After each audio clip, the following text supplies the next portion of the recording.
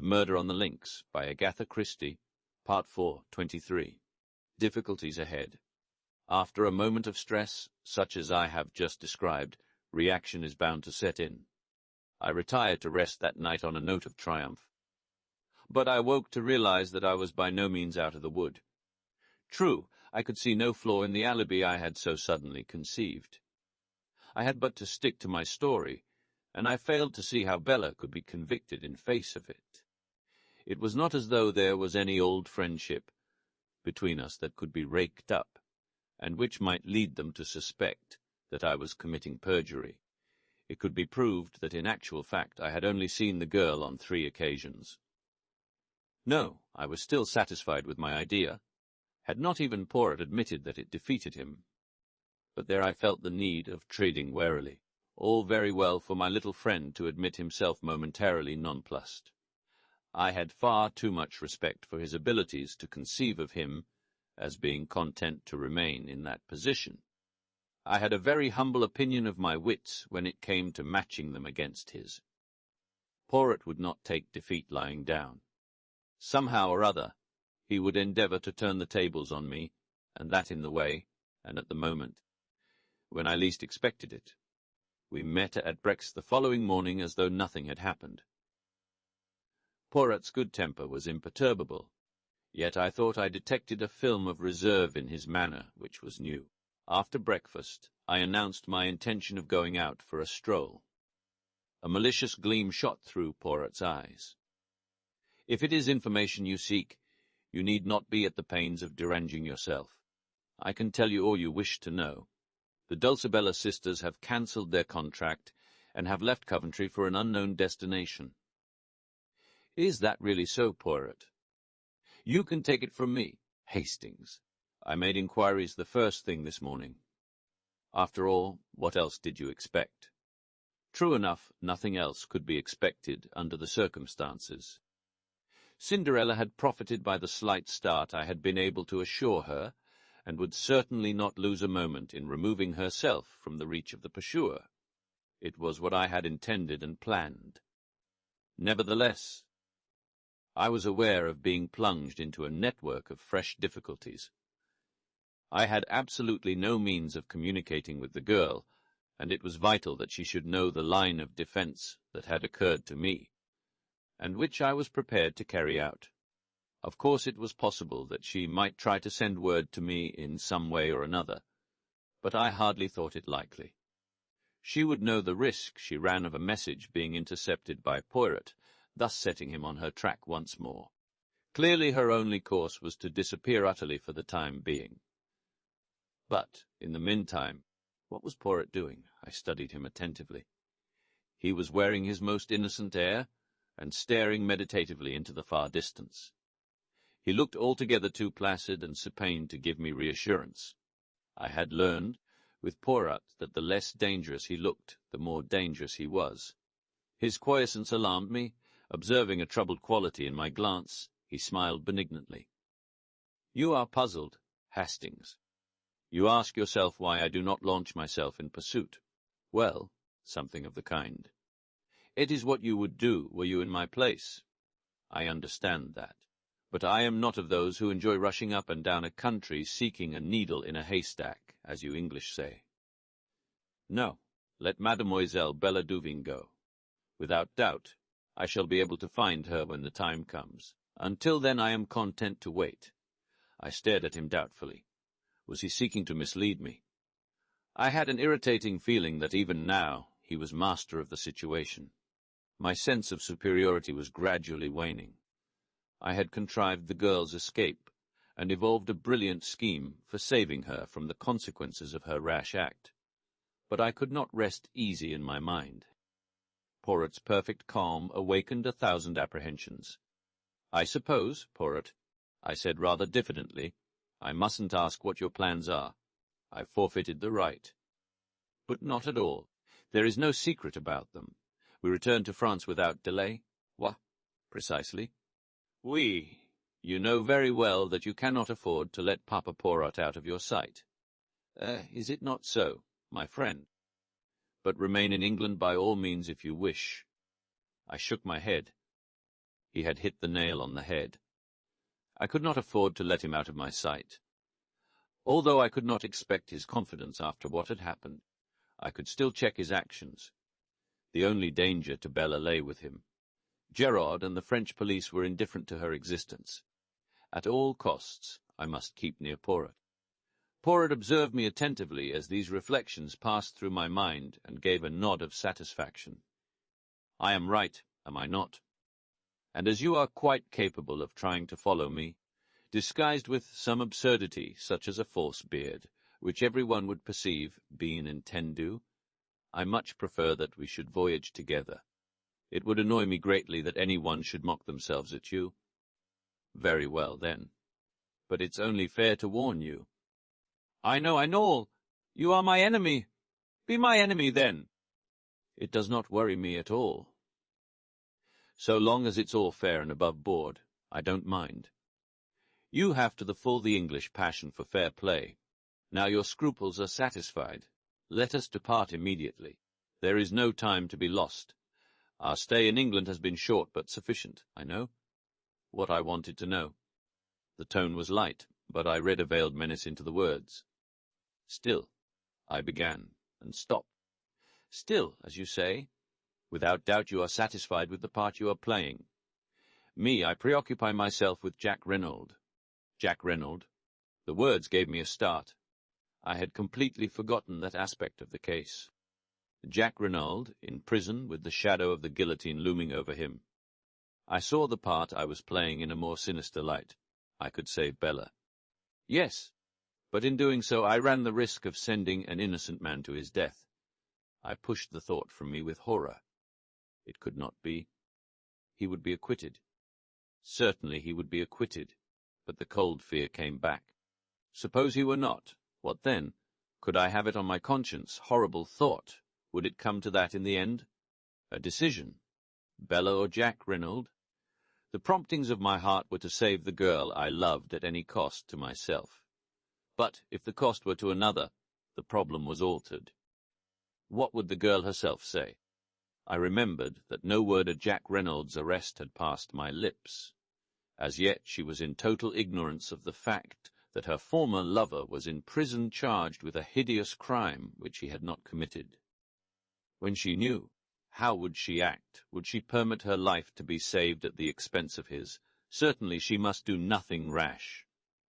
Jack Reynolds might, and probably would, be acquitted without any intervention on her part. If so, good. But if he was not? Find that was the terrible, the unanswerable problem.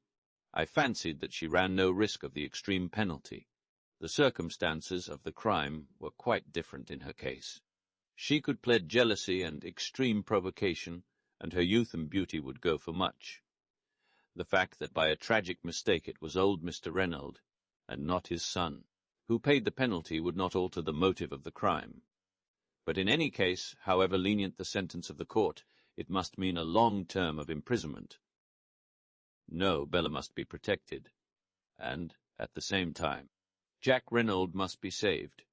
How this was to be accomplished I did not see clearly, but I pinned my faith to Poirot. He knew. Come what might, he would manage to save an innocent man. He must find some pretext other than the real one. It might be difficult, but he would manage it somehow, and with Bella unsuspected and Jack Reynolds acquitted, all would end satisfactorily. So I told myself repeatedly, but at the bottom of my heart there still remained a cold fear. 24. Save him. We crossed from England by the evening boat, and the following morning saw us in St. Omer, where the Jack Reynolds had been taken. Poirot lost no time in visiting M'Hottet. As he did not seem disposed to make any objections to my accompanying him, I bore him company. After various formalities and preliminaries, we were conducted to the examining magistrate's room. He greeted us cordially. I was told that you had returned to England, M. Poirot. I am glad to find that such is not the case. It is true that I went there, M. Le Juge, but it was only for a flying visit. A side issue, but one that I fancied might repay investigation. And it did. Poirot shrugged his shoulders. M'Hottet nodded, sighing. We must resign ourselves. I fear That animal Giraud, his manners are abominable, but he is undoubtedly clever. Not much chance of that one making a mistake. You think not, M. le Juge. It was the examining magistrate's turn to shrug his shoulders. "I been speaking frankly, in confidence, chist entendu. Can you come to any other conclusion? Frankly, M. le Juge, there seem to me to be many points that are obscure." "Such as?" But Poirot was not to be drawn. "I have not yet tabulated them," he remarked. It was a general reflection that I was making. I liked the young man, and should be sorry to believe him guilty of such a hideous crime. By the way, what has he to say for himself on the matter? The magistrate frowned. I cannot understand him. He seems incapable of putting up any sort of defense. It has been most difficult to get him to answer questions. He contents himself with a general denial, and beyond that takes refuge in a most obstinate silence. I am interrogating him again tomorrow. Perhaps you would like to be present." We accepted the invitation with empressement. "A distressing case," said the magistrate with a sigh. "My sympathy for Madame Renaud is profound." "How is Madame Renaud?" "She has not yet recovered consciousness. It is merciful in a way, poor woman. She is being spared much. The doctors say that there is no danger, but that when she comes to herself she must be kept as quiet as possible.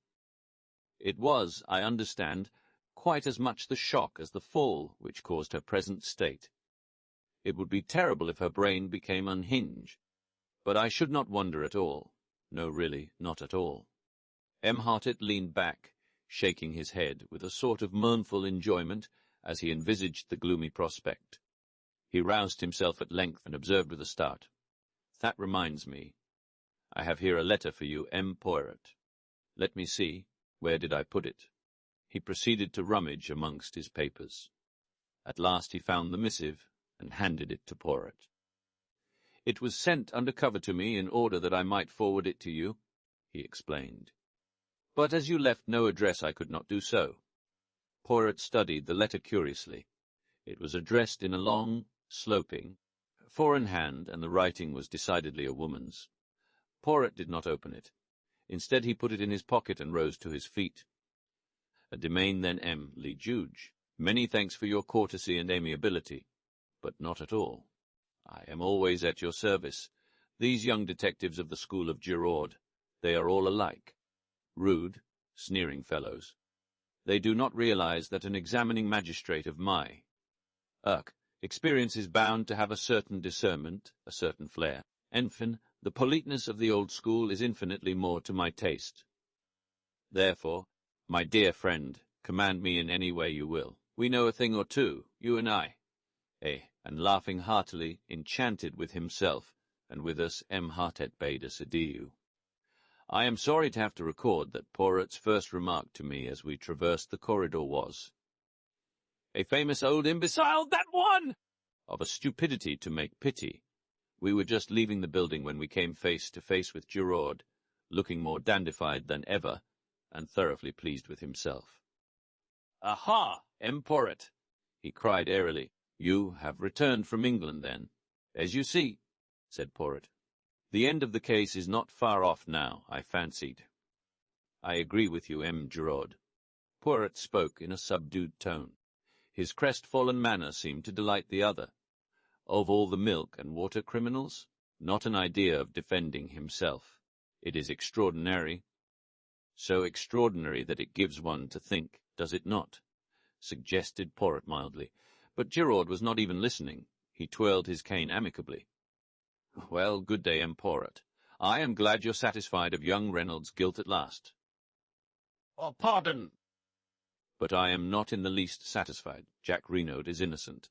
Giraud stared for a moment, then burst out laughing, tapping his head significantly with the brief remark, "Tu que?" Poirot drew himself up.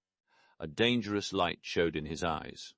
"Giraud, throughout the case your manner, to me, has been deliberately insulting. You need teaching a lesson. I am prepared to wager you 500 francs that I find the murderer of M. Renaud before you do, is it agreed?" Giraud stared helplessly at him and murmured again, "Tu que?" "Come now, urged Poirot. Is it agreed? I have no wish to take your money from you. Make your mind easy. You will not. Oh, well then, I agree. You speak of my manner to you being insulting. Been once or twice. Your manner has annoyed me. I am enchanted to hear it, said Poirot. Good morning, Engrod. Come, Hastings. I said no word as we walked along the street. My heart was heavy. Poirot had displayed his intentions only too plainly. I doubted more than ever my powers of saving Bella from the consequences of her act. This unlucky encounter with Giraud had roused Poirot and put him on his mettle. Suddenly I felt a hand laid on my shoulder and turned to face Gabriel Stoner. We stopped and greeted him, and he proposed strolling with us back to our hotel. And what are you doing here, M. Stoner? Inquired Poirot. One must stand by one's friends, replied the other dryly, especially when they are unjustly accused. Then you do not believe that Jack Renaud committed the crime? I asked eagerly. Certainly I don't. I know the lad. I admit that there have been one or two things in this business that have staggered me completely, but none the less, in spite of his fool way of taking it, I'll never believe that Jack Renaud is a murderer. My heart warmed to the secretary. His words seemed to lift a secret weight from my heart. I have no doubt that many people feel as you do, I exclaimed. There is really absurdly little evidence against him. I should say that there was no doubt of his acquittal. No doubt whatever. But Stoner hardly responded as I could have wished. I'd give a lot to think as you do, he said gravely. He turned to Poirot. What's your opinion, monsieur? I think that things look very black against him, said Poirot quietly. You believe him guilty, said Stoner sharply. But I think he will find it hard to prove his innocence. He's behaving so damned queerly, muttered Stoner. Of course I realize that there's a lot more in this affair than meets the eye. Giraud's not wise to that because he's an outsider, but the whole thing has been damned odd. As to that, least said soonest mended. If Mrs. Renaud wants to hush anything up, I'll take my cue from her. It's her show, and I've too much respect for her judgment to shove my oar in. But I can't get behind this attitude of Jack's. Anyone would think he wanted to be thought guilty. But it's absurd, I cried, bursting in. For one thing, the dagger. I paused, uncertain as to how much Poirot would wish me to reveal. I continued, choosing my words carefully. We know that the dagger could not have been in Jack Renaud's possession that evening. Mrs. Renaud knows that. True, said Stoner. When she recovers, she will doubtless say all this and more. Well, I must be leaving you. One moment. Poirot's hand arrested his departure. Can you arrange for word to be sent to me at once should Madame Renaud recover consciousness? Certainly, that's easily done. That point about the dagger is good, Poirot, I urged as we went upstairs. I couldn't speak very plainly before Stoner. That was quite right of you. We might as well keep the knowledge to ourselves as long as we can. As to the dagger, your point hardly helps Jack Renaud. You remember that I was absent for an hour this morning, before we started from London. Yes. Well, I was employed in trying to find the firm Jack Renaud employed to convert his souvenirs. It was not very difficult. Ebean, Hastings, they made to his order not 2 paper knives, but 3 that. So that, after giving one to his mother, and one to Bella Duveen, there was a 3rd which he doubtless retained for his own use. No, Hastings, I fear the dagger question will not help us to save him from the guillotine. It won't come to that, I cried. Stung. Poirot shook his head uncertainly. You will save him, I cried positively. Poirot glanced at me dryly. Have you not rendered it impossible, mon ami? Some other way. I muttered. Ah, sapristi, but it is miracles you ask from me. Now, say no more. Let us instead see what is in this letter. And he drew out the envelope from his breast pocket. His face contracted as he read. Then he handed the one flimsy sheet to me. There are other women in the world who suffer, Hastings. The writing was blurred, and the note had evidently been written in great agitation. Dear M. Poirot, if you get this, I beg of you to come to my aid. I have no one to turn to, and at all costs Jack must be saved. I implore of you on my knees to help us. Marthe de Breuil. I handed it back. Move, you will go. At once, we will command an auto. Half an hour later saw us at the Villa Marguerite. Marthe was at the door to meet us, and led Poirot in, clinging with both hands to one of his. You have come? It is good of you. I have been in despair, not knowing what to do. They will not let me go to see him in prison even. I suffer horribly. I am nearly mad. Is it true what they say, that he does not deny the crime? But that is madness. It is impossible that he should have done it. Never for 1 minute will I believe it, Bork. Neither do I believe it, mademoiselle, said Poirot gently.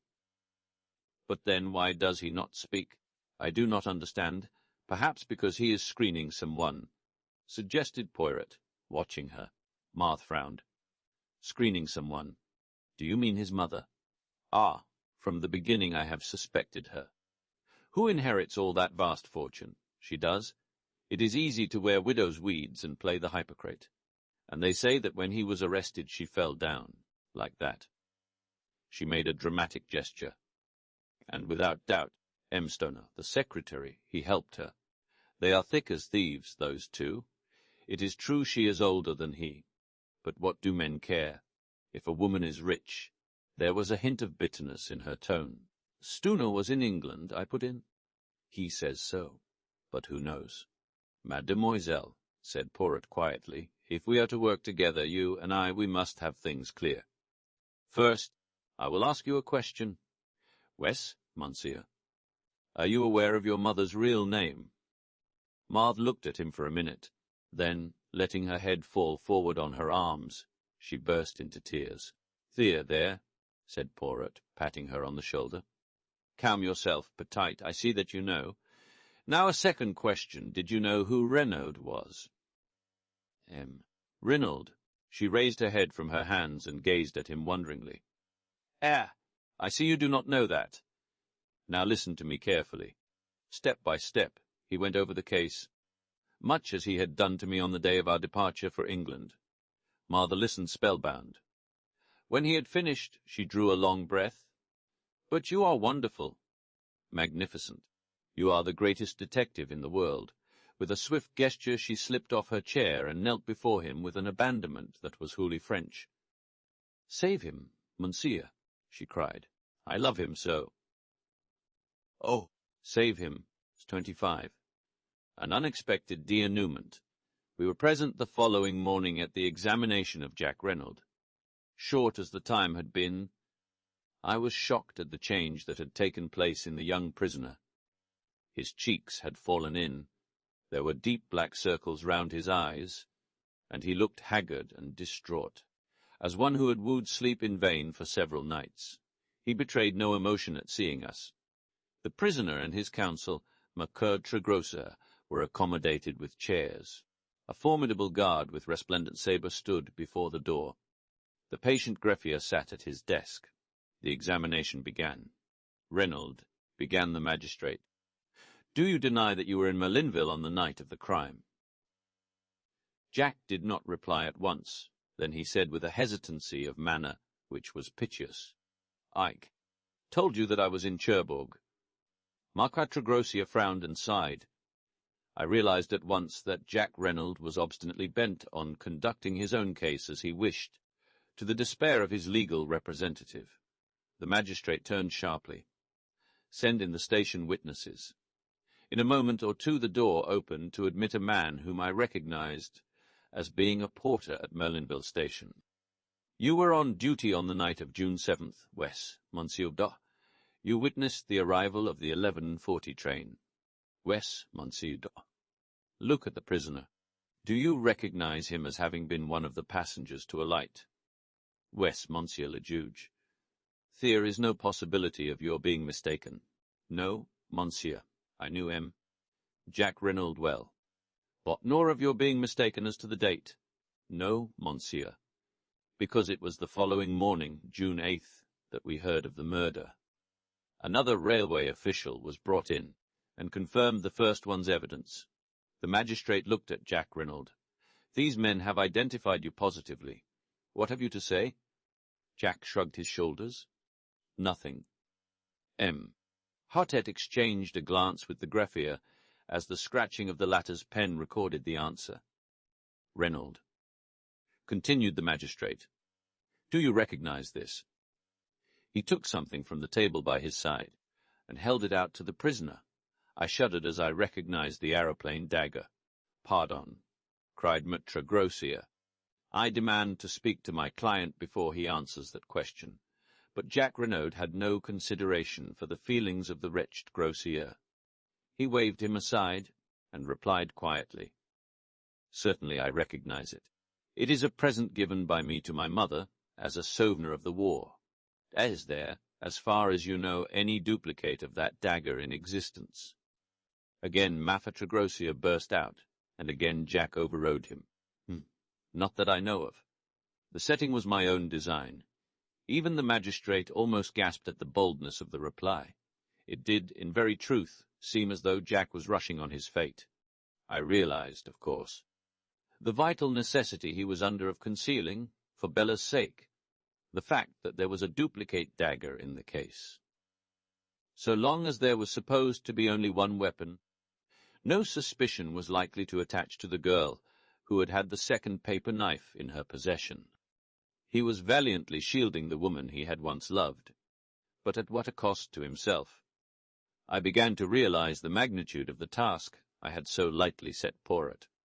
It would not be easy to secure the acquittal of Jack Reynolds by anything short of the truth. M. Hartet spoke again, with a peculiarly biting inflection. "Madame Reynolds told us that this dagger was on her dressing-table on the night of the crime." "But Madame Reynolds is a mother." "It will doubtless astonish you, Reynolds, but I consider it highly likely that Madame Reynolds was mistaken, and that, by inadvertence perhaps, you had taken it with you to Paris. Doubtless you will contradict me." I saw the lad's handcuffed hands clench themselves. The perspiration stood out in beads upon his brow, as with a supreme effort he interrupted M. Hartet in a hoarse voice. "I shall not contradict you. It is possible. It was a stupefying moment." Maitre Grossier rose to his feet, protesting. "My client has undergone a considerable nervous strain. I should wish it put on record that I do not consider him answerable for what he says." The magistrate quelled him angrily. For a moment a doubt seemed to arise in his own mind. Jack Reynolds had almost overdone his part. He leaned forward and gazed at the prisoner searchingly. "Do you fully understand, Reynolds, that, on the answers you have given me, I shall have no alternative but to commit you for trial?" Jack's pale face flushed. He looked steadily back. "Mtet, I swear that I did not kill my father." But the magistrate's brief moment of doubt was over. He laughed a short, unpleasant laugh. "Without doubt. Without doubt. They are always innocent, our prisoners. By your own mouth you are condemned. You can offer no defense, no alibi, only a mere assertion which would not deceive a babe. That you are not guilty. You killed your father, Reynolds. Cruel and cowardly murder, for the sake of money which you believed would come to you at his death. Your mother was an accessory after the fact. Doubtless, in view of the fact that she acted as a mother, the courts will extend an indulgence to her that they will not accord to you. And rightly so. Your crime was a horrible one, to be held in abhorrence by gods and men. M. Hartet was enjoying himself, working up his period, steeped in the solemnity of the moment, and his own role as representative of justice. You killed, and you must pay the consequences of your action. I speak to you not as a man, but as justice, eternal justice, which— M. Hartet was interrupted to his intense annoyance. The door was pushed open. "M. Le Juge, M. Le Juge," stammered the attendant. "There is a lady who says. "Who says what?" cried the justly incensed magistrate. "This is highly irregular. I forbid it. I absolutely forbid it." but a slender figure pushed the stammering gendarme aside. Dressed all in black with a long veil that hid her face, she advanced into the room. My heart gave a sickening throb. She had come then. All my efforts were in vain. Yet I could not but admire the courage that had led her to take this step so unfalteringly. She raised her veil, and I gasped. For, though as like her as two peas, this girl was not Cinderella. On the other hand, now that I saw her without the fair wig she had worn on the stage, I recognized her as the girl of the photograph in Jack Reynolds' room. "You are the judged instruction, Mhotet?" she queried. "Yes, but I forbid. My name is Bella Duveen. I wish to give myself up for the murder of Mr. Reynolds. 26. I receive a letter. My friend, you will know all when you get this. Nothing that I can say will move Bella. She has gone out to give herself up. I am tired out with struggling. You will know now that I deceived you, that where you gave me trust I repaid you with lies. It will seem, perhaps, indefensible to you, but I should like, before I go out of your life forever, to show you just how it all came about. If I knew that you forgave me, it would make life easier for me. It wasn't for myself I did it. That's the only thing I can put forward to say for myself. I'll begin from the day I met you in the boat train from Paris. I was uneasy then about Bella. She was just desperate about Jack Reynolds. She'd have lain down on the ground for him to walk on, and when he began to change and to stop writing so often, she began getting in a state. She got it into her head that he was keen on another girl, and of course, as it turned out afterwards, she was quite right there. She'd made up her mind to go to their villa at Merlinville and try and see Jack. She knew I was against it, and tried to give me the slip. I found she was not on the train at Calais, and determined I would not go on to England without her. I'd an uneasy feeling that something awful was going to happen if I couldn't prevent it. I met the next train from Paris. She was on it, and set upon going out then and there to Merlinville. I argued with her for all I was worth, but it wasn't any good. She was all strung up and set upon having her own way. Well, I washed my hands of it. I'd done all I could. It was getting late. I went to an hotel, and Bella started for Merlinville. I still couldn't shake off my feeling of what the books call impending disaster. The next day came, but no Bella. She'd made a date with me to meet at the hotel, but she didn't keep it. No sign of her all day. I got more and more anxious. Then came an evening paper with the news. It was awful. I couldn't be sure, of course, but I was terribly afraid. I figured it out that Bella had met Papa Reynolds and told him about her and Jack, and that he'd insulted her or something like that. We've both got terribly quick tempers. Then all the masked foreigner business came out, and I began to feel more at ease. But it still worried me that Bella hadn't kept her date with me. By the next morning, I was so rattled that I just got to go and see what I could. First thing, I ran up against you. You know all that, when I saw the dead man, looking so like Jack, and wearing Jack's fancy overcoat I knew, and there was the identical paper knife, wicked little thing, that Jack had given Bella. 10 to 1 it had her finger marks on it. I can't hope to explain to you the sort of helpless horror of that moment. I only saw one thing clearly. I must get hold of that dagger, and get right away with it before they found out it was gone. I pretended to faint, and whilst you were away getting water, I took the thing and hid it away in my dress. I told you that I was staying at the Hotel du Fer, but of course really I made a bee-line back to Calais, and then on to England by the first boat. When we were in mid-channel, I dropped that little devil of a dagger into the sea. Then I felt I could breathe again. Bella was at our digs in London. She looked like nothing on God's earth. I told her what I'd done, and that she was pretty safe for the time being. She stared at me, and then began laughing. Laughing. It was horrible to hear her. I felt that the best thing to do was to keep busy. She'd go mad if she had time to brood on what she'd done. Luckily, we got an engagement at once. And then I saw you and your friend. Watching us that night, I was frantic. You must suspect, or you wouldn't have tracked us down. I had to know the worst, so I followed you. I was desperate. And then, before I'd had time to say anything, I tumbled to it that it was me you suspected, not Bella. Or at least that you thought I was Bella since I'd stolen the dagger. I wish, honey, that you could see back into my mind at that moment. You'd forgive me. Perhaps and I was so frightened and muddled and desperate. All I could get clearly was that you would try and save me. I didn't know whether you'd be willing to save her. I thought very likely not. It wasn't the same thing, and I couldn't risk it. Bella's my twin. I'd got to do the best for her. So I went on lying. For I felt mean. I feel mean still. That's all. Enough, too. You'll say, I expect. I ought to have trusted you, if I had. As soon as the news was in the paper that Jack Renaud had been arrested, it was all up. Bella wouldn't even wait to see how things went. So, I'm very tired. I can't write any more. She had begun to sign herself Cinderella, but had crossed that out and written instead, Dulcie Duveen. It was an ill-written, blurred epistle, but I have kept it to this day. Poirot was with me when I read it.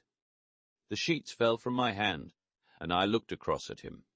Did you know all the time that it was the other? Yes, my friend. What did you not tell me? To begin with, I could hardly believe it conceivable that you could make such a mistake. You had seen the photograph. The sisters are very alike, but by no means incapable of distinguishment. But the fair hair. A wig, worn for the sake of a piquant contrast on the stage. Is it conceivable that with twins one should be fair and one dark? Why didn't you tell me at night at the hotel in Coventry? You were rather high-handed in your methods, mon ami, said Poirot dryly. You did not give me a chance. But afterwards? Afterwards? Well, to begin with, I was hurt at your want of faith in me. And then I wanted to see whether your feelings would stand the test of time. In fact, whether it was love or a flash in the pan with you, I should not have left you long in your error. I nodded. His tone was too affectionate for me to bear resentment. I looked down on the sheets of the letter. Suddenly I picked them up from the floor and pushed them across to him. Read that? I said. I'd like you to. He read it through in silence. Then he looked up at me. What is it that worries you, Hastings? This was quite a new mood in Poirot. His mocking manner seemed laid quite aside. I was able to say what I wanted without too much difficulty. He doesn't say. She doesn't say. Well, not whether she cares for me or not. Poirot turned back the pages. I think you are mistaken, Hastings. Where? I cried, leaning forward eagerly. Poirot smiled. She tells you that in every line of the letter, mon ami. But where am I to find her? There's no address on the letter. There's a French stamp, that's all. Excite yourself not. Leave it to Papa Poirot. I can find her for you as soon as I have 5 little minutes. 27, Jack Reynolds' story. Congratulations, Jack, said Poirot, wringing the lad warmly by the hand. Young Renaud had come to us as soon as he was liberated, before starting for Merlinville to rejoin Marthe and his mother. Stoner accompanied him. His heartiness was in strong contrast to the lad's wan looks. It was plain that the boy was on the verge of a nervous breakdown. Although delivered from the immediate peril that was hanging over him, the circumstances of his release were too painful to let him feel full relief. He smiled mournfully at Poirot and said in a low voice, I went through it to protect her, and now it's all no use. You could hardly expect the girl to accept the price of your life, remarked Stoner dryly. She was bound to come forward when she saw you heading straight for the guillotine. Itu, ma foi, and you were heading for it too, added Poirot with a slight twinkle. You would have had Marc Trogros's death from rage on your conscience if you had gone on. He was a well-meaning ass, I suppose, said Jack. But he worried me horribly. You see, I couldn't very well take him into my confidence. "But, my God, what's going to happen about Bella?" "If I were you," said Poirot frankly, "I should not distress myself unduly. The French courts are very lenient to youth and beauty, and the crime passional. A clever lawyer will make out a great case of extenuating circumstances. It will not be pleasant for you. I don't care about that. You see, M. Poirot, in a way I do feel guilty of my father's murder. But for me, and my entanglement with this girl, he would be alive and well today. And then my cursed carelessness in taking away the wrong overcoat. I can't help feeling responsible for his death. It will haunt me forever." "No, no," I said soothingly. "Of course it's horrible to me to think that Bella killed my father," resumed Jack. "But I'd treated her shamefully. After I met Marthe, and realized I'd made a mistake, I ought to have written and told her so honestly. But I was so terrified of a row, and of its coming to Marthy's ears, and her thinking there was more in it than there ever had been, well, I was a coward, and went on hoping the thing would die down of itself. I just drifted, in fact, not realizing that I was driving the poor kid desperate. If she'd really knifed me, as she meant to, I should have got no more than my deserts. And the way she's come forward now is downright plucky. I'd have stood the racket, you know, up to the end." He was silent for a moment or two, and then burst out on another tack. "What gets me is why the governor should be wandering about in underclothes and my overcoat at that time of night. I suppose he'd just given the foreign Johnnies the slip, and my mother must have made a mistake about its being 2 o'clock when they came. Or it wasn't all a frame-up, was it? I mean, my mother didn't think, couldn't that it was me." Poirot reassured him quickly. "No, M. Jack. Have no fears on that score. As for the rest, I will explain it to you one of these days. It is rather curious. But will you recount to us exactly what did occur on that terrible evening?" "There's very little to tell. I came from Cherbourg, as I told you, in order to see Marthy before going to the other end of the world. The train was late, and I decided to take the short cut across the Gulf Links. I could easily get into the grounds of the Villa Marguerite from there. I had nearly reached the place when—" He paused and swallowed. "Yes.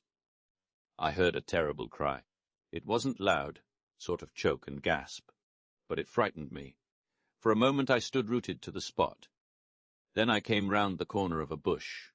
There was moonlight. I saw the grave, and a figure lying face downwards, with a dagger sticking in the back, and then I looked up and saw her. She was looking at me as though she saw a ghost. It's what she must have thought me at first. All expression seemed frozen out of her face by horror. And then she gave a cry, and turned and ran." He stopped, trying to master his emotion.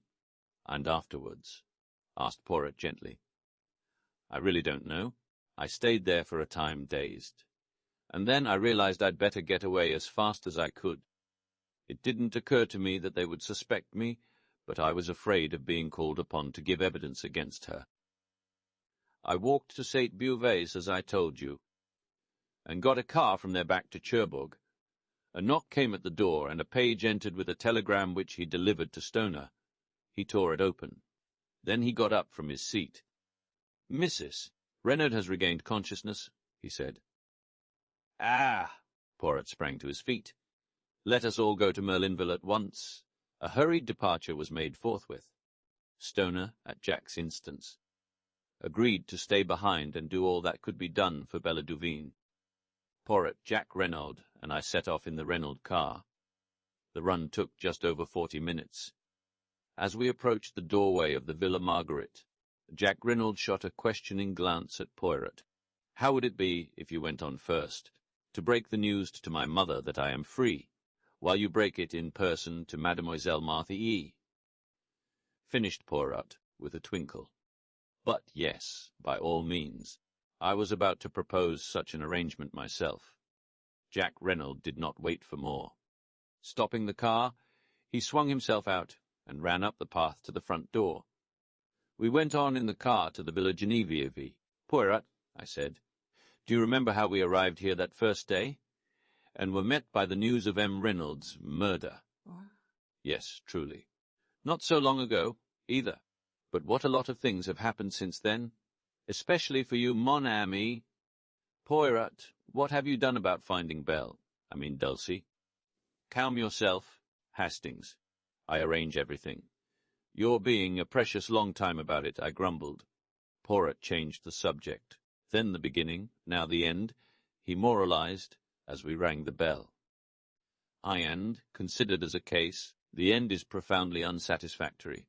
Wes, indeed, I sighed. You are regarding it from the sentimental standpoint, Hastings. That was not my meaning. We will hope that Mademoiselle Bella will be dealt with leniently, and after all Jack Renaud cannot marry both the girls. I spoke from a professional standpoint. This is not a crime well ordered and regular, such as a detective delights in. The mise-en-scène designed by Georges Canieux, that indeed is perfect, but the D.A. Newment. Ah, no. A man killed by accident in a girl's fit of anger. Ah, indeed. What order or method is there in that? And in the midst of a fit of laughter on my part at Poirot's peculiarities, the door was opened by Francois Oys. Poirot explained that he must see Mrs. Renaud at once, and the old woman conducted him upstairs. I remained in the salon. It was some time before Poirot reappeared. He was looking unusually grave. Vos voile, Hastings, sacre tonnerre, but there are squalls ahead. What do you mean? I cried. I would hardly have credited it, said Poirot thoughtfully. But women are very unexpected. Here are Jack and Martha Dobrioul, I exclaimed, looking out of the window. Poirot bounded out of the room, and met the young couple on the steps outside. Do not enter. It is better not. Your mother is very upset. I know, said Jack Renaud. I must go up to her at once. But no, I tell you. It is better not. But Martha and I. In any case, do not take Mademoiselle with you. Mount if you must, but you would be wise to be guided by me. A voice on the stairs behind made us all start. I thank you for your good offices, M. Poirot, but I will make my own wishes clear. We stared in astonishment. Descending the stairs, leaning upon Léonie's arm, was Mrs. Renaud, her head still bandaged. The French girl was weeping and imploring her mistress to return to bed. Madame will kill herself. It is contrary to all the doctor's orders. But Mrs. Renaud came on. Mother, cried Jack, starting forward. But with a gesture she drove him back. I am no mother of yours. You are no son of mine. From this day and hour I renounce you. Mother, cried the lad, stupefied. For a moment she seemed to waver, to falter before the anguish in his voice. Poirot made a mediating gesture, but instantly she regained command of herself. Your father's blood is on your head. You are morally guilty of his death. You thwarted and defied him over this girl, and by your heartless treatment of another girl, you brought about his death. Go out from my house. Tomorrow I intend to take such steps as shall make it certain that you shall never touch a penny of his money. Make your way in the world as best you can with the help of the girl, who is the daughter of your father's bitterest enemy. And slowly, painfully, she retraced her way upstairs. We were all dumbfounded, totally unprepared for such a demonstration. Jack Renaud, worn out with all he had already gone through, swayed and nearly fell. Poirot and I went quickly to his assistance. He is overdone, murmured Poirot to Marthe. Where can we take him? But home, to the Villa Marguerite. We will nurse him, my mother and I, my poor Jack. We got the lad to the villa, where he dropped limply onto a chair in a semi-dazed condition. Poirot felt his head and hands. He has fever. The long strain begins to tell, and now this shock on top of it. Get him to bed, and Hastings and I will summon a doctor. A doctor was soon procured. After examining the patient, he gave it as his opinion that it was simply a case of nerve strain. With perfect rest and quiet, the lad might be almost restored by the next day, but, if excited, there was a chance of brain fever. it would be advisable for someone to sit up all night with him. Finally, having done all we could, we left him in the charge of Marthy and her mother, and set out for the town. It was past our usual hour of dining, and we were both famished. The first restaurant we came to assuaged the pangs of hunger with an excellent omelette, and an equally excellent entree to follow. "And now for quarters for the night," said Poirot, when at length Captain Noir had completed the meal. "Shall we try our old friend, the H-Tel Disbanes?" We traced our steps there without more ado. Yes, Messieurs could be accommodated with 2 good rooms overlooking the sea. Then Poirot asked a question which surprised me. "Has an English lady, Miss Robinson, arrived?" "Wes, monsieur. She is in the little salon." "A Poirot," I cried, keeping pace with him as he walked along the corridor, "who on earth is Miss Robinson?" Poirot beamed kindly on me. "It is that I have arranged you a marriage, Hastings." "But," I say. "Bah!" said Poirot, giving me a friendly push over the threshold of the door. Do you think I wish to trumpet aloud in Merlinville the name of Duveen? It was indeed Cinderella who rose to greet us. I took her hands in both of mine. My eyes said the rest. Poirot cleared his throat. "Mes enfants," he said, "for the moment we have no time for sentiment. There is work ahead of us. Mademoiselle, were you able to do what I asked you?" In response, Cinderella took from her bag an object, wrapped up in paper, and handed it silently to Poirot. The latter unwrapped it. I gave a start, for it was the aeroplane dagger which I understood she had cast into the sea. Strange, how reluctant women always are to destroy the most compromising of objects and documents. "Très bien, mon infant," said Poirot. "I am pleased with you. Go now and rest yourself. Hastings here, and I have work to do. You shall see him tomorrow." "Where are you going?" asked the girl, her eyes widening. "You shall hear all about it tomorrow." "Because wherever you're going—" "But, mademoiselle—" "I'm coming too, I tell you." Poirot realized that it was futile to argue further. He gave in. "Come then, mademoiselle. But it will not be amusing. In all probability nothing will happen." The girl made no reply. 20 minutes later we set forth. It was quite dark now, a close, oppressive evening. Poirot led the way out of the town in the direction of the Villa Genevieve. But when he reached the Villa Margaret he paused. "I should like to assure myself that all goes well with Jack Reynolds. Come with me, Hastings. Mademoiselle will perhaps remain outside. Madame d'Aubreuil might say something which would wound her." We unlatched the gate and walked up the path.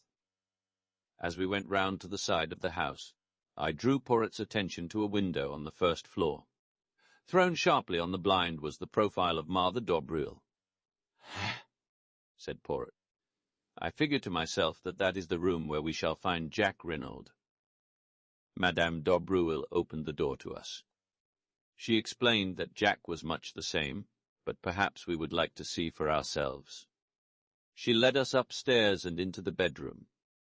Martha d'Aubreuil was embroidering by a table with a lamp on it.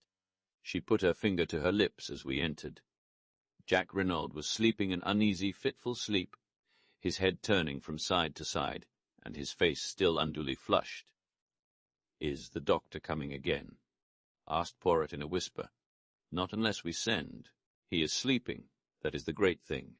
Maman made him a tisane." She sat down again with her embroidery as we left the room. Madame d'Aubreuil accompanied us down the stairs. Since I had learned of her past history, I viewed this woman with increased interest. She stood there with her eyes cast down, the same very faint enigmatical smile that I remembered on her lips. And suddenly I felt afraid of her, as one might feel afraid of a beautiful poisonous snake.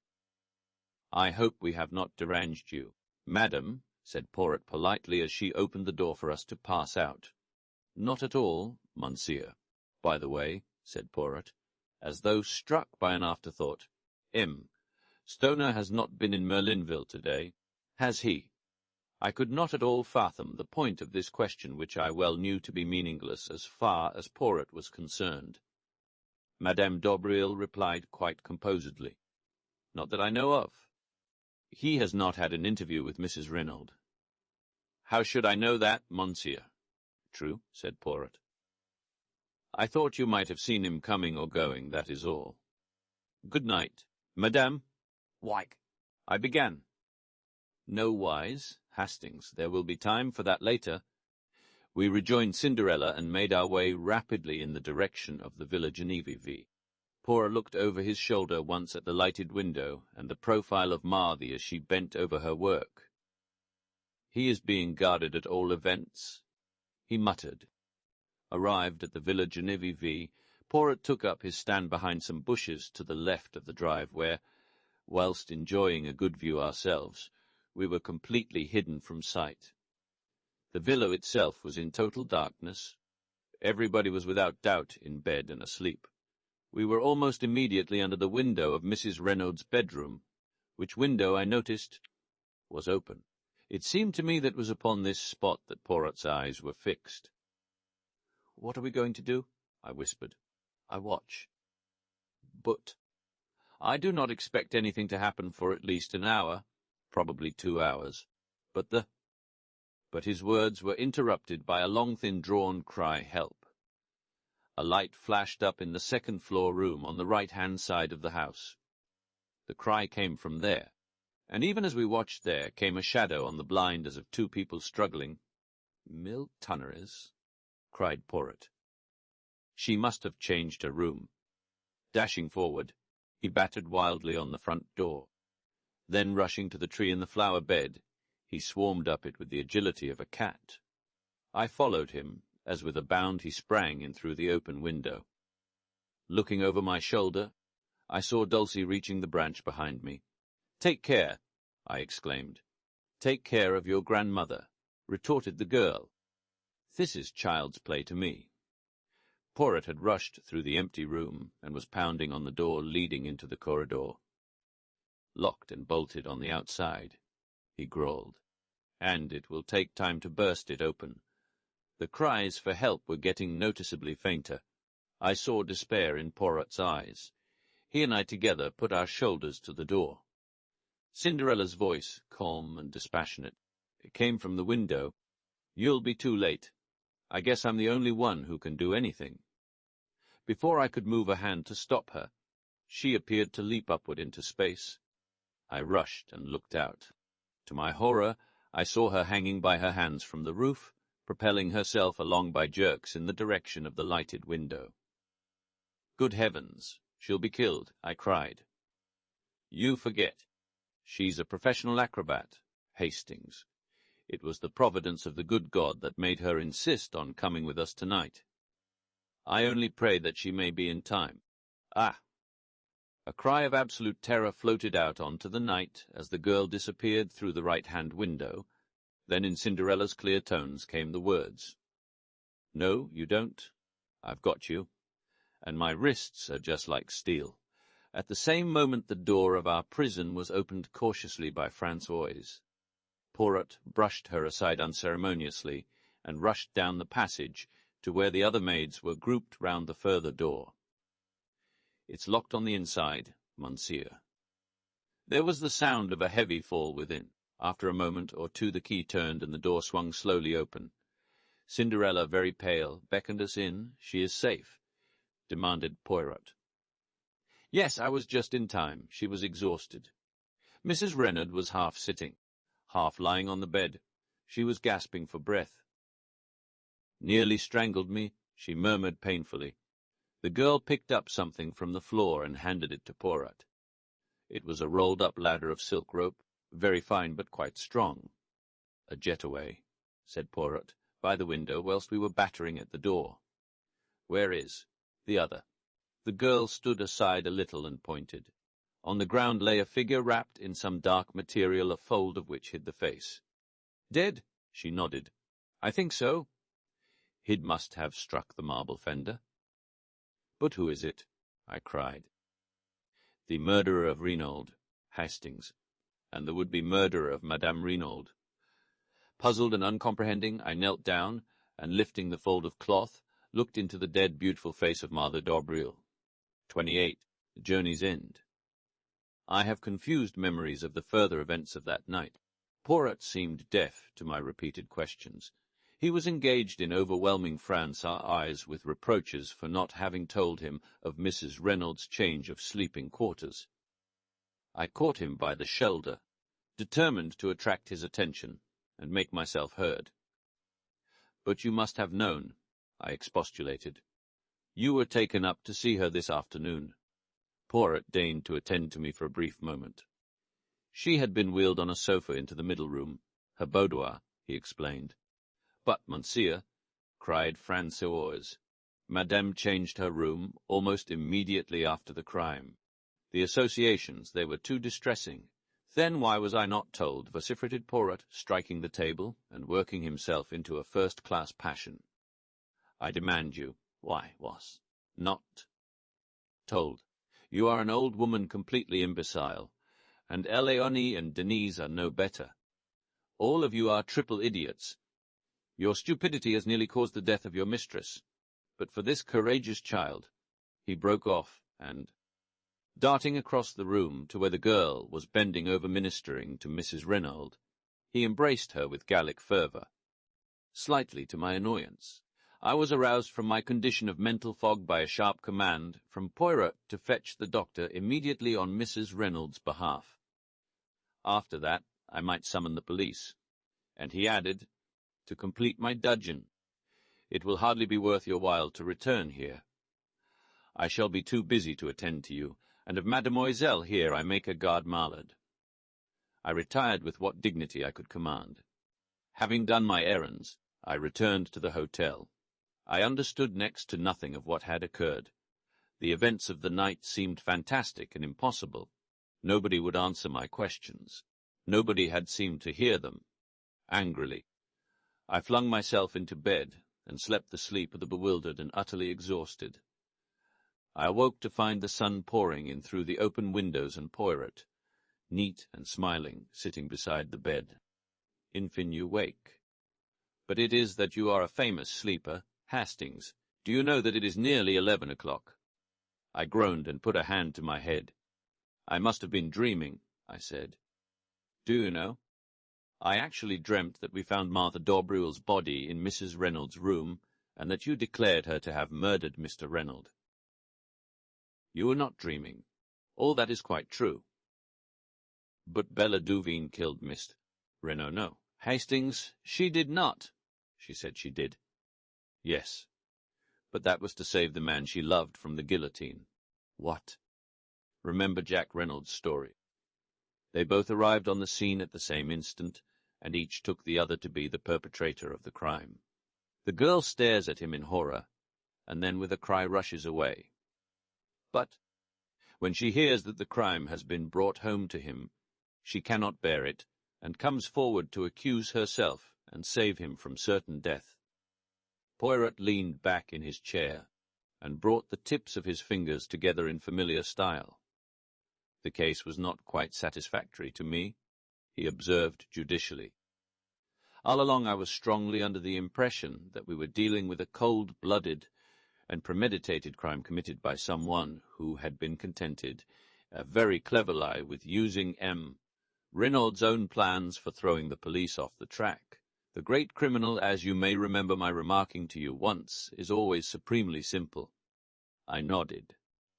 "Now, to support this theory, the criminal must have been fully cognizant of Mr. Reynolds' plans. That leads us to Madame Reynolds. But facts fail to support any theory of her guilt. Is there any one else who might have known of them?" "Yes. From Martha Dobrewell's own lips, we have the admission that she overheard Reynolds' quarrel with the tramp. If she could overhear that, there is no reason why she should not have heard everything else, especially if and Madame Reynolds were imprudent enough to discuss their plans sitting on the bench. Remember how easily you overheard Marthy's conversation with Jack Reynolds from that spot. But what possible motive could Marthy have for murdering Mr. Reynolds? I argued. "What motive?" "Reynolds was a millionaire several times over, and at his death, or so she and Jack believed, Half that vast fortune would pass to his son. Let us reconstruct the scene from the standpoint of Martha Dobreel. Martha Dobreel overhears what passes between Renaud and his wife. So far he has been a nice little source of income to the Dobreel mother and daughter, but now he proposes to escape from their toils. At first, possibly, her idea is to prevent that escape, but a bolder idea takes its place, and one that fails to horrify the daughter of Jen Berreldy. At present Renaud stands inexorably in the way of her marriage with Jack. If the latter defies his father, he will be a pauper, which is not at all to the mind of Mademoiselle Marthe. In fact, I doubt if she has ever cared a straw for Jack Renaud. She can simulate emotion, but in reality she is of the same cold, calculating type as her mother. I doubt, too, whether she was really very sure of her hold over the boy's affections. She had dazzled and captivated him, but separated from her, as his father could so easily manage to separate him, she might lose him. But with Renaud dead, and Jack the heir to half his millions, the marriage can take place at once, and at a stroke she will attain wealth. Not the beggarly thousands that have been extracted from him so far, and her clever brain takes in the simplicity of the thing. It is all so easy. Renaud is planning all the circumstances of his death. She has only to step in at the right moment and turn the farce into a grim reality. And here comes in the second point which led me infallibly to Martha Dobreel. The dagger. Jack Renaud had 3 souvenirs made. One he gave to his mother, one to Bella Duveen. Was it not highly probable that he had given the 3rd one to Martha Dobreel? So then, to sum up, there were 4 points of note against Martha Dobreel. Iswanand Martha Dobreel could have overt Renaud's plans. Set in 2, Martha Dobreel had a direct interest in causing Renaud's death. Firstly, Martha Dobreel was the daughter of the notorious Madame Berreldy, who in my opinion was morally and virtually the murderess of her husband, although it may have been George's Kinnear's hand which struck the actual blow. Quisette 4, Martha Dobreel was the only person, besides Jack Renaud, likely to have the 3rd dagger in her possession. Poirot paused and cleared his throat. Of course, when I learned of the existence of the other girl, Bella Duveen, I realized that it was quite possible that she might have killed Renaud. The solution did not commend itself to me, because, as I pointed out to you, Hastings, an expert, such as I am, likes to meet a foeman worthy of his steel. Still, one must take crimes as one finds them, not as one would like them to be. It did not seem very likely that Bella Duveen would be wandering about carrying a souvenir paper knife in her hand, but of course she might have had some idea all the time of revenging herself on Jack Renaud. When she actually came forward and confessed to the murder, it seemed that all was over. And yet I was not satisfied, mon ami, I was not satisfied. I went over the case again minutely, and I came to the same conclusion as before. If it was not Bella Duveen, the only other person who could have committed the crime was Martha Dobreel. But I had not one single proof against her. And then you showed me that letter from Mademoiselle Dulcie, and I saw a chance of settling the matter once for all. The original dagger was stolen by Dulcie Duveen and thrown into the sea, since, as she thought, it belonged to her sister. But if, by any chance, it was not her sister's, but the one given by Jack to Martha Dobreel, why then Bella Duveen's dagger would be still intact. I said no word to you. Hastings, it was no time for romance, but I sought out Mademoiselle Dulcie, told her as much as I deemed needful, and set her to search amongst the effects of her sister. Imagine my elation when she sought me out, according to my instructions, as Miss Robinson with the precious souvenir in her possession. In the meantime I had taken steps to force Mademoiselle Marthe into the open. By my orders, Mrs. Renaud repulsed her son, and declared her intention of making a will on the morrow which should cut him off from ever enjoying even a portion of his father's fortune. It was a desperate step, but a necessary one, and Madame Renaud was fully prepared to take the risk. though unfortunately she also never thought of mentioning her change of room. I suppose she took it for granted that I knew. All happened as I thought. Marthe Daubreuil made a last bold bid for the Reynolds millions, and failed. "What absolutely bewilders me," I said, "is how she ever got into the house without our seeing her. It seems an absolute miracle. We left her behind at the Villa Marguerite. We go straight to the Villa Genevieve, and yet she is there before us. Ha! But we did not leave her behind. She was out of the Villa Marguerite by the back way whilst we were talking to her mother in the hall. That is where, as the Americans say, she put it over on Hercule Poirot. Put the shadow on the blind. We saw it from the road. Boffy bien, when we looked up, Madame Daubreuil had just had time to run upstairs and take her place." "Madame Daubreuil."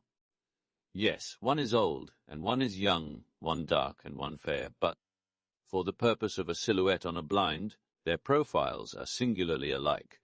Even I did not suspect. Triple imbecile that I was, I thought I had plenty of time before me, that she would not try to gain admission to the villa until much later. She had brains, that beautiful Mademoiselle Marthe, and her object was to murder Mrs. Reynolds. Yes. The whole fortune would then pass to her son, but it would have been suicide, mon ami. On the floor by Marthe Daubreuil's body, I found a pad and a little bottle of chloroform and a hypodermic syringe containing a fatal dose of morphine. You understand. The chloroform first. Then, when the victim is unconscious, the prick of the needle. By the morning the smell of the chloroform has quite disappeared, and the syringe lies where it has fallen from Madame Reynolds' hand. What would he say, the excellent Entet? "Poor woman! What did I tell you?" The shock of joy, it was too much on top of the rest. Did I not say that not be surprised if her brain became unhinged? Altogether a most tragic case, the Reynolds case. However, Hastings. Things did not go quite as Mademoiselle Marthe had planned. To begin with, Madame Reynolds was awake and waiting for her. There is a struggle, but Madame Reynolds is terribly weak still. There is a last chance for Marthe Daubreuil. The idea of suicide is at an end, but if she can silence Madame Reynolds with her strong hands, make a getaway with her little silk ladder, whilst we are still battering on the inside of the further door, and be back at the Villa Marguerite before we return there. It will be hard to prove anything against her. But she was checkmated, not by Hercule Poirot, but by La Petite Acrobate with her wrists of steel. I mused over the whole story. When did you first begin to suspect Marthe Daubreuil, Poirot? When she told us she had overheard the quarrel in the garden. Poirot smiled. My friend, do you remember when we drove into Merlinville that first day, and the beautiful girl we saw standing at the gate? You asked me if I had not noticed a young goddess, and I replied to you that I had seen only a girl with anxious eyes. That is how I have thought of Marthe Daubreuil from the beginning. The girl with the anxious eyes. Why was she anxious? Not on Jack Reynolds' behalf, for she did not know then that he had been in Merlinville the previous evening. By the way, I exclaimed, how is Jack Reynolds? Much better. He is still at the Villa Marguerite, but Madame Daubreuil has disappeared. The police are looking for her. Was she in with her daughter, do you think? We shall never know. Madame is a lady who can keep her secrets, and I doubt very much if the police will ever find her. Has Jack Reynolds been told? Not yet. It will be a terrible shock to him. Naturally. And yet, do you know, Hastings, I doubt if his heart was ever seriously engaged. So far we have looked upon Bella Duveen as a siren, and Marthe Daubreuil as the girl he really loved. But I think that if we reversed the terms we should come nearer to the truth. Marthe Daubreuil was very beautiful. She set herself to fascinate Jack, and she succeeded. But remember his curious reluctance to break with the other girl. And see how he was willing to go to the guillotine rather than implicate her. I have a little idea that when he learns the truth he will be horrified, revolted, and his false love will wither away. What about Gerard? He has a crise of the nerves, that one. He has been obliged to return to Paris. We both smiled. Poirot proved a fairly true prophet.